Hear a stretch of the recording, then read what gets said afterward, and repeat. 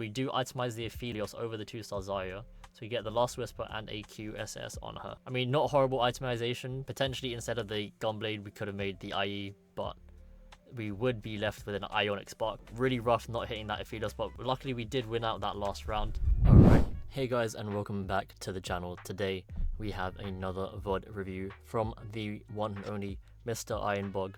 We do have yet another game in Chinese, however, I felt like it was pretty important to review a game like this because we get to see the changes from the new items, and you've probably seen from the thumbnail of this game that we get to see the Flicker Blade paired with the Kraken Slayer, or the Kraken, I can't really remember the name of the item, but the one with the stacking AD, and we get to see it in action. Without further ado, let's get into the video. This video is also going to be a little bit more of a breakdown video where it's a little bit more analysis and a little bit less of commentary. So without further ado, let's get into this. On the 2-1 Organ round, we see that we have Artifact Item, Tagging Spree, and 2 Tricked. Now, it's not Tagging Spree because we don't really have a spot for Street Demon, so we don't really want to force that spot. We don't have really many items. We do already have a Rapid Fire and Bastion sort of holding these champions, so it could be looking like a potential Rapid Fire or a Marksman angle because we also do have the Last Whisper. Also not the Bramble Vest because that would be to either win streak and play some sort of front line. It will be okay for the time being, but we don't really have any 2-starred units to put it on, so it wouldn't be very optimal. We rerolled 2 Trick. It's not the champion duplicator because we have no 3 cost to play around, and I don't think we're rerolling, so we opt for the Artifact Anvil, and we get Flicker Blade, Gold Collector, the graspy thing that pulls your enemy towards you, and the Blighted Jewel. Now, with our item selection here, it would look like it would be either Gold Collector or the Flicker Blade because we have Last Whisper that we can pair with, or a Hodge, but I don't think we're really going Hodge because that will lock us into the Divinicore line where we're playing Zed, or Golden Ox where we're playing like a Viego, and we don't really have a spot for that, so it would be a lot more flexible and a little bit better to take the Last Whisper slam with the Flicker Blade to play on our backline 2-starred Cogmore and try to play for a win streak and play ahead. So here we go. Let's see what he does. He does get the Cogmore in. That was up because we are looking to win. Gets the front line in, and we are off. Slams the Last Whisper, and we are looking to win streak from this spot.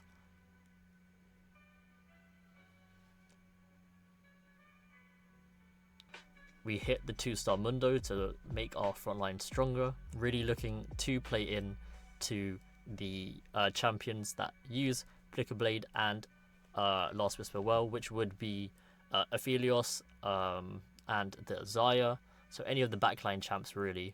So that is why we're opting to play into that Vanguard Marksman angle. If you don't know the Vanguard Marksman angle, I would advise you to take a look at it because that is what we are looking at right now. Some people may be opting to play Vanguard from this spot, however, we actually don't have any Vanguards apart from our Silas, so we are just playing flexibly and playing our strongest frontline that we can while holding the Vanguard units that we'll be playing later on once we 2-star them or get more, which is why we are opting to not actually play Vanguard at the moment. But we are still making econ here. On to the carousel round, looking for any item to help us win streak. Potentially the belt to make the new Spirit Visage item. Not the belt, okay. Potentially the cloak. The cloak, yep. To potentially make the adaptive helm, but not necessarily an item we really want to make because it's not the greatest. However, if it does help us to win the next round, I can see us slamming the item. So we level up to get the Gragas in to secure our win streak, but we would have won this round either way. And we hit the Jarvan in our next shop, so we also hit the Jinx, so we would probably be picking both of these up, yep. So we get the Vanguard guy in, but since he pairs with our Slayer, Mundo, we don't really need to substitute in our Silas just yet. Also, I just want to note we're not playing the Jinx because although she is a 3 cost, we get the synergy of Rapid Fire from our Kindred here.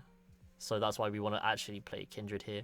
I mean, it could either be play Kindred but then drop the Kog'Maw, but I guess he's just opting to play the Kog'Maw over the Jinx, although they are similar in power level. And this is why we didn't sell the Kog'Maw, because we actually end up getting the Skarner in to get a stronger synergy with the Boombot and the Vanguard synergy on top of this, so we can play around the Vanguards and flexibly play into it. So as you can see here, it's a pretty good display of flexibility and not having to just force the comp. Okay, moving on to stage 3 to augments. So we have Stand United, we have the random emblem, and we have healing orbs. Not Stand United, not 2 RNG for the emblem. It's not diverse portfolio, although it does give gold. We'll only get 1 gold, I believe, from that, because we only have 4 traits and not 6. It's looking like potentially just healing orbs. Let's see what he ends up picking up here. Rerolls that, yep. Corrosion. I mean, corrosion or healing orbs could be either or's okay, because it is only a silver augment, but at the same time, healing orbs, I guess, it could be a little bit better just because you have the strong backline that can be killing things, and it will sustain your front line by having such a strong backline to kill the enemies. So yeah, moving on. Continuing our win streak. Hopefully, quick scout of the lobby to make sure that no one is crazily strong, and if they were, we'd be trying to think about whether we want to roll down and stabilize a board around a 2-star Skarner, or trying to hit the Kindred, but we still win out this round nonetheless. So as you can see, many things very situational. We hit another Jarvan, but now we also don't roll for this Jarvan because we are not level 7, lower chance of hitting him, and it would probably take quite a lot of gold to hit him if we did roll in this spot. Also, we are pretty strong, so there's probably no point in rolling for that Jarvan.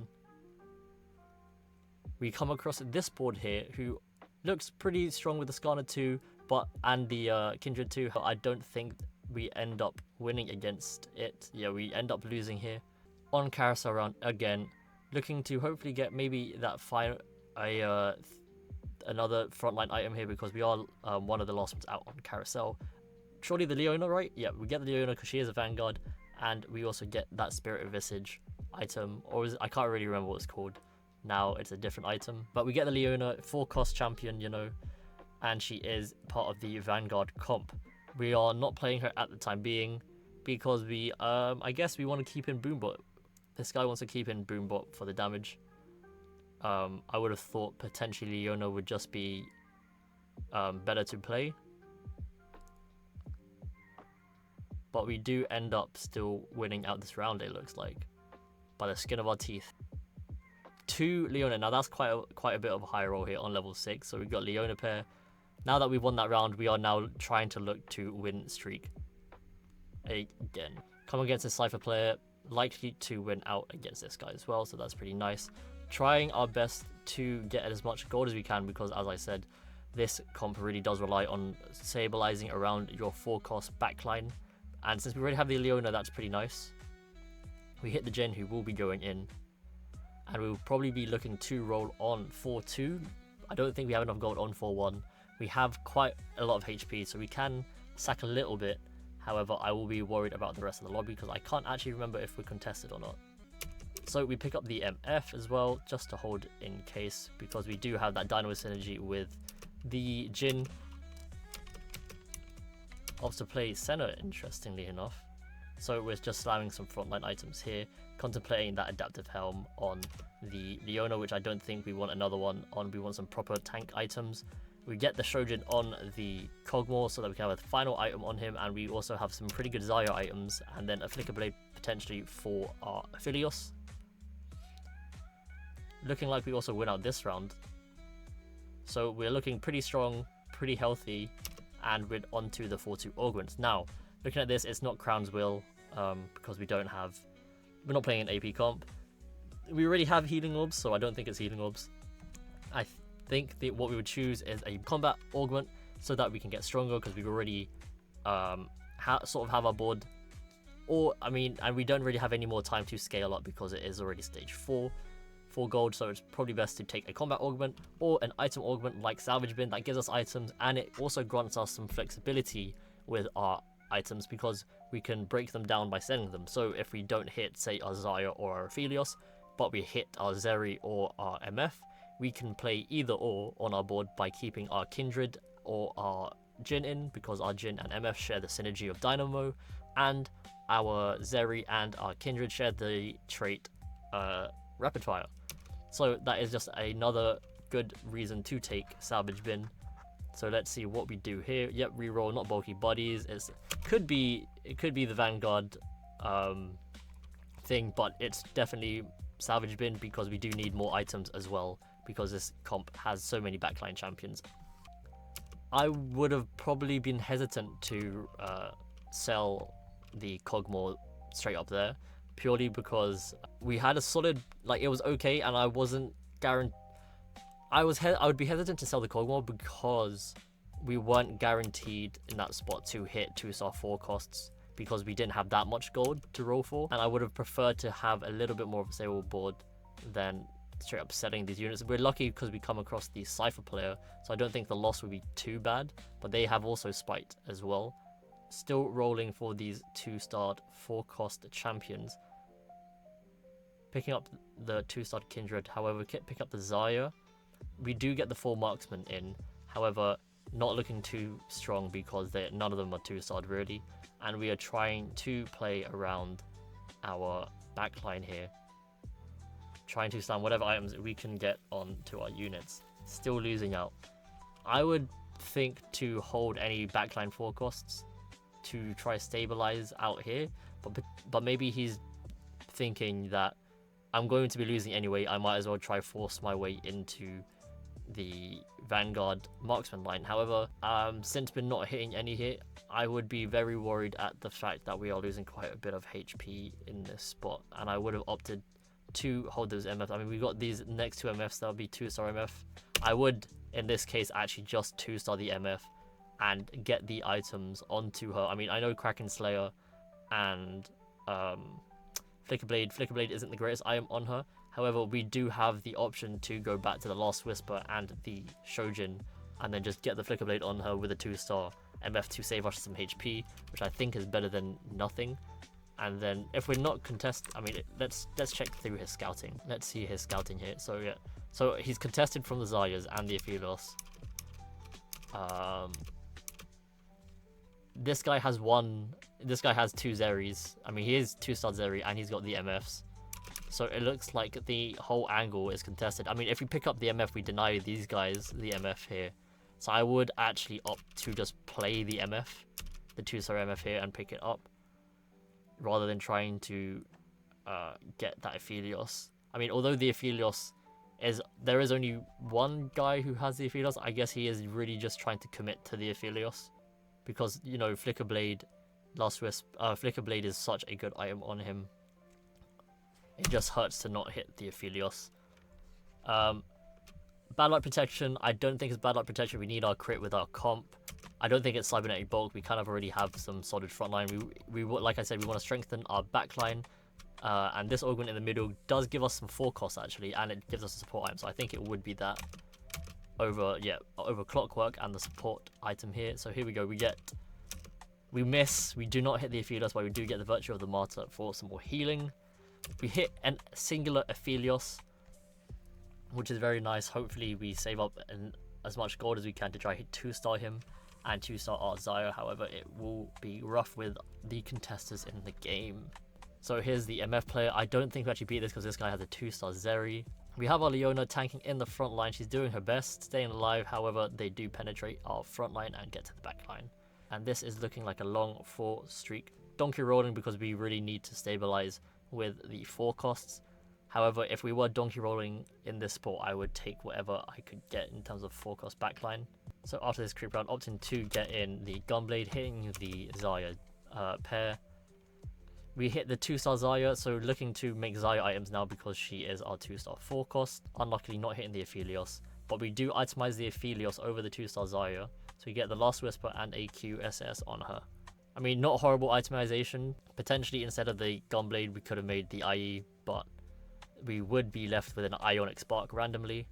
So this is probably the best item selection we could think of. I mean, I can't really think of any others. Really rough not hitting that Aphelios, but luckily we did win out that last round.